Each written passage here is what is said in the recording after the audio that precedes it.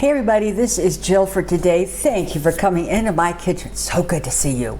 We're getting near the holiday season, and I usually make these lovely full loaf, breads like pumpkin bread and that sort of thing. And I thought this time I'm going to use one of my recipes, but I'm going to make it in the little minis. So if you'd like to give them for, gifts, that's what you can do. So first thing we're going to do is our little flaxseed egg. And I have here some ground flaxseed. And to this I'm going to add some water. And of course I'll have all the ingredients and the description, measurements, all that. And at the bottom of this video there's a drop down box that says show more.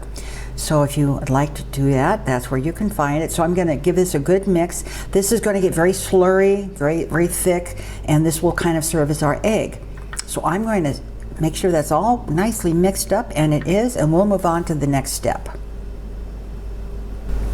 So in here we have some unbleached all-purpose flour. If you don't have unbleached, that's okay. And in here I have a combination of salt and baking powder, and I'm going to toss that in, and I'm going to give this a real good mix to make sure that that is all distributed in there, so the flour doesn't have any pockets of baking powder or salt. And I think we're looking pretty good there. So I'm going to set this aside, and I'm going to bring in a bowl for my wet ingredients. Here I have some sugar, and to that I'm going to add some orange juice and some soy milk. You could use any plant-based milk you like.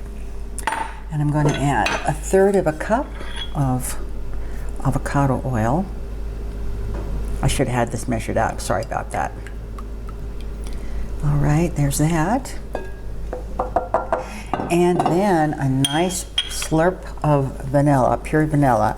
And I gotta plug them. I don't get any money for plugging Penzies, but they have some of the best herbs, spices, and extracts. If you have one in your town, check it out. They also have a nice store online, and their stuff is, that vanilla, that's such a good company. So I'm gonna put in some vanilla, and you know me, I absolutely adore vanilla, so I always hit it a little hard. And there's that. Then I'm going to put in my little egg that I put together here. It's going to go in. I could have let it sit a little longer, but it's going to be just fine. And I'm going to mix this up really well. And once I have this really well combined, I'll bring you back. So I have this well combined, but I forgot some orange zest.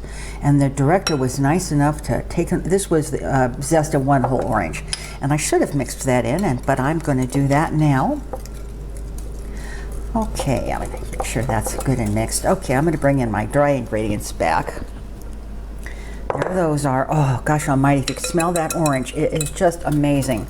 So in goes the wet ingredients. Make sure we get all that wonderful orangey goodness in there. Okay. And I'm just going to mix this until it's combined, because we're going to add, there's my oven. My oven has been preset at 350 degrees.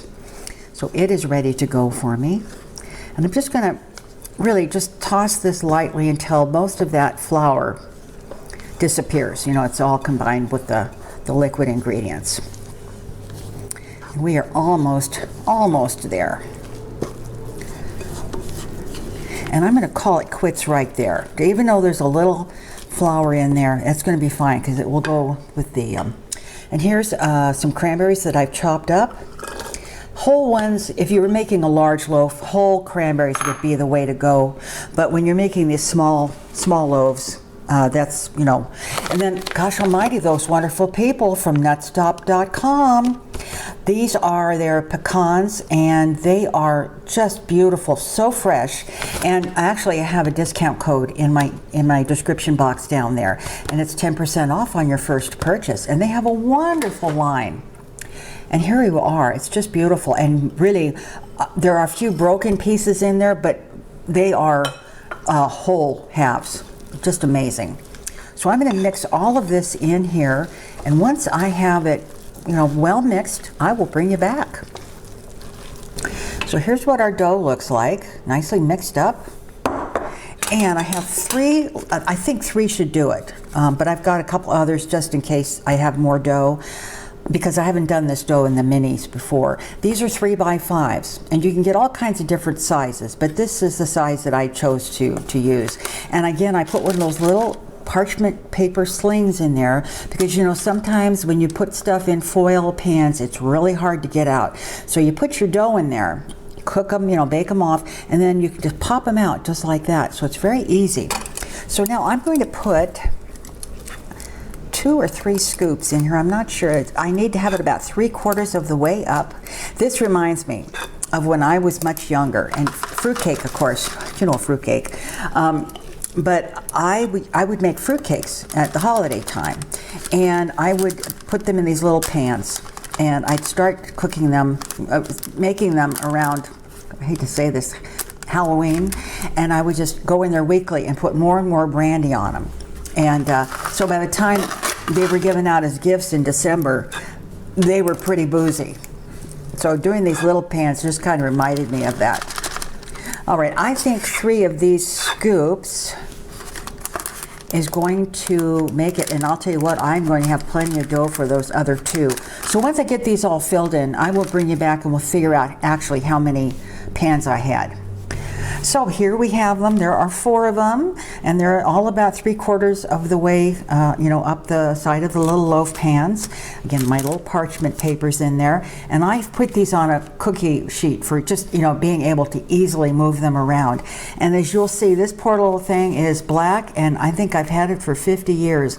I never used it for cookies or anything, but as I said, this is kind of my workhorse. So I'm going to get ready to put these in the oven. So these are going to go into a preheated 350-degree oven. Your rack should be just about midway in the oven. And I'm going to leave them on the cookie sheet because it's just easier to move them around. And 18-20 minutes, I check them about that time. As I said, I'm always used to doing these big ones. I don't do the little ones very often, so I'm just kind of winging it there. But I would say just start checking it around 18 minutes. And once they're done and they're baked off, be sure to check them with a toothpick. You know, put that toothpick down in the center of that little cake. If it comes out dry, you know you're good to go. If it's still a little gummy, maybe give it another minute or 2 and then check it again. All right, we'll be back.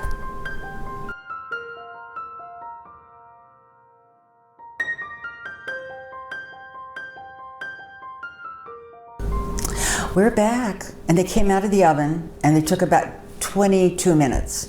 And halfway through, what I did was I took and kind of rotated the pan so they had more even baking. If you had a larger bake sheet, you won't have any problems, but these were a little close together. Now, I'm going to bring it down, I'm going to show you this, and I'm going to show you what happened. See, I put 4 in the oven, right? Mm-hmm. And this one, just the director could not. Well, he couldn't handle himself. He just cut into it. Anyway, I'll show you what, I have a glaze recipe that I will post down below. And if you're going to freeze these, I would not put the glaze on them. If you're giving them away as gifts or you're taking them out of the freezer, then you can glaze them. But they don't hold up well. The glaze doesn't hold. And see, you got these little nice little, I think I got this at the dollar store. And you can put a little bow over it. Be a very nice little gift. Huh? Wouldn't that be nice? The other thing, and this was actually the director's idea, and it is a very nice idea. You could, you know, if you wanted to, you could embellish the top, you know, do the glaze, and while it's still wet, you could put some nice little pecan halves or some little cranberries in there, and it would make it extremely festive. So I just wanted to you know, give you that option as well. So I hope you'll give this a try. It's a very delicious recipe. In fact, I actually could have put more cranberries in there. I was concerned that because they were smaller loaves, if I used the normal cranberries, this was 3/4 of a cup. Put a cup in, it'll be good, a cup of cranberries. Anyway, I hope you enjoyed the video, and I really do hope you'll give this a try. It is delicious, and you can also make it in a larger loaf, you know. Thanks a lot for watching. I hope you'll tell your friends about my channel, and I will see you next time. Take care, everybody. Bye-bye.